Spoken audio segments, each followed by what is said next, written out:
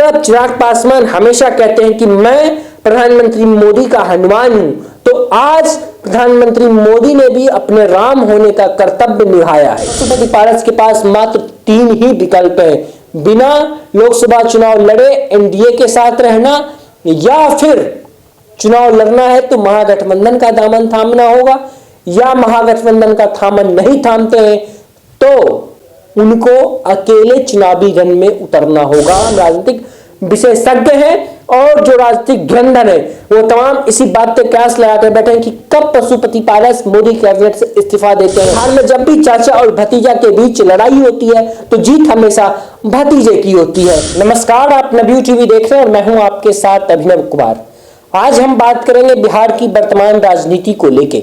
जी हां, आज एनडीए ने अपने सीट शेयरिंग फॉर्मूला को सबके सामने साझा कर दिया है, जिसके बाद बिहार की राजनीति काफी गर्मा गई है, क्योंकि इस पूरे सीट शेयरिंग फॉर्मूला में चिराग पासवान के चाचा यानी पशुपति पारस का नाम नहीं है।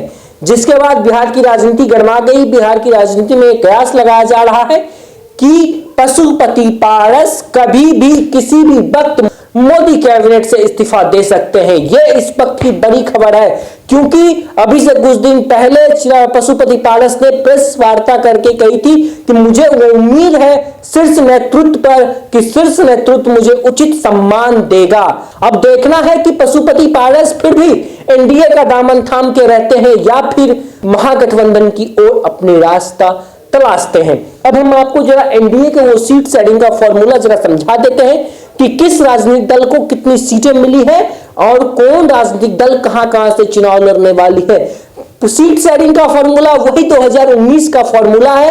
नीतीश बाबू को 16 सीटें दी गई है, जदयू को 16, जदयू के खाते में 16 सीटें दी गई है। वो 16 सीटें कौन-कौन है, वो कौन-कौन से 16 लोकसभा क्षेत्र हैं जहां से नीतीश कुमार चुनाव लड़ने वाले हैं, हम जरा आपको पहले बता देते हैं। जिसमें से है वाल्मीकि नगर, सीतामढ़ी, झंझारपुर, सुपौल, किशनगंज, कटिहार, पूर्णिया, मधेपुरा, गोपालगंज, सीवान, भागलपुर, बांका, मुंगेर, जहानाबाद और शिवहर। ये तमाम सीटें जदयू के खाते में गई हुई है।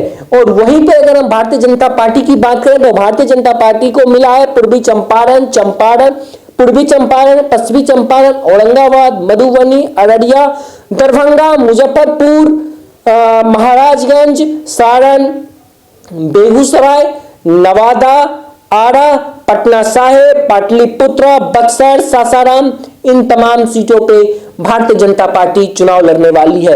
वहीं अगर हम चिराग पासवान की बात करें, चिराग पासवान की पार्टी को भी 5 सीटें दी गई है, जिसमें से वैशाली, हाजीपुर, समस्तीपुर, जमुई, खगड़िया, ये तमाम सीटें रामविलास पासवान की पार्टी यानी चिराग पासवान को दी गई है। यहीं पे एक सीट कुशवाहा पार्टी को भी दी गई है, कुशवाहा को भी एक सीट दी गई है। वहीं पे हम यानी जीतन राम मांझी को भी एक सीट दिया गया है, जो जीतन राम मांझी गया लोकसभा क्षेत्र से चुनाव लड़ सकते हैं, लड़ेंगे। ये बिहार की सीट शेयरिंग का फॉर्मूला है।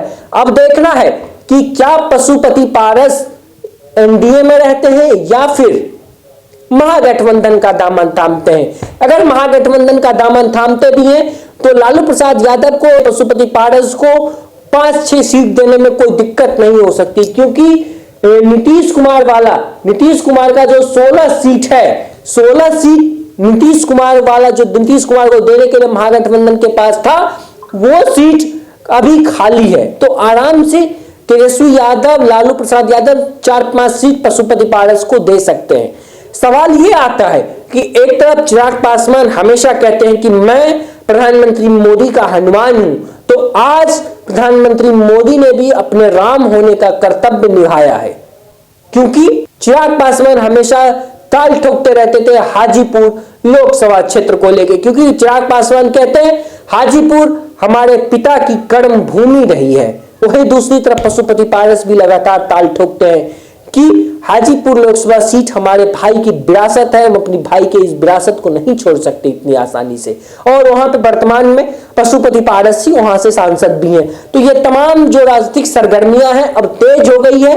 अब देखना है। और आज ये जो रात है, आज पशुपति पारस के लिए अहम रात मानी जा रही है, क्योंकि यही रात अंतिम, यही रात भारी पशुपति पारस के लिए। आज का ये दिन काफी महत्वपूर्ण दिन है। और देखना, बिहार के जो तमाम राजनीतिक विशेषज्ञ हैं और जो राजनीतिक धुरंधर है, वो तमाम इसी बात पे कयास लगाकर बैठे हैं कि कब पशुपति पारस मोदी कैबिनेट से इस्तीफा देते हैं।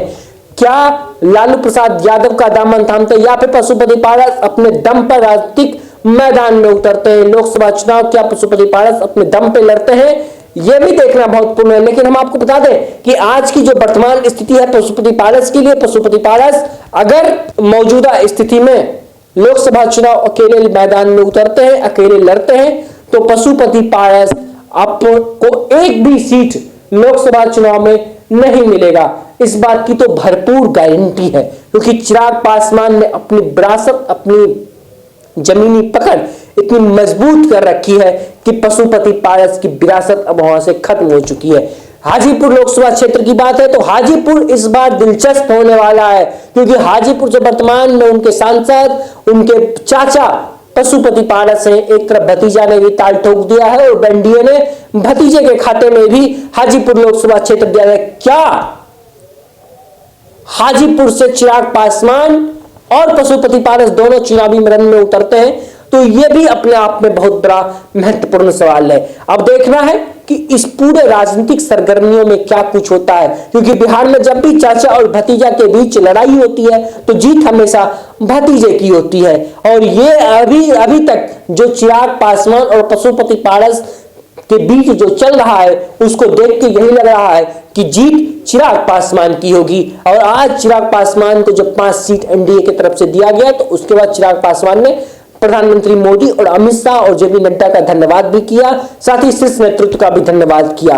अब देखना है कि पशुपति पारस अपने लिए किस मुख का रास्ता तय करते हैं।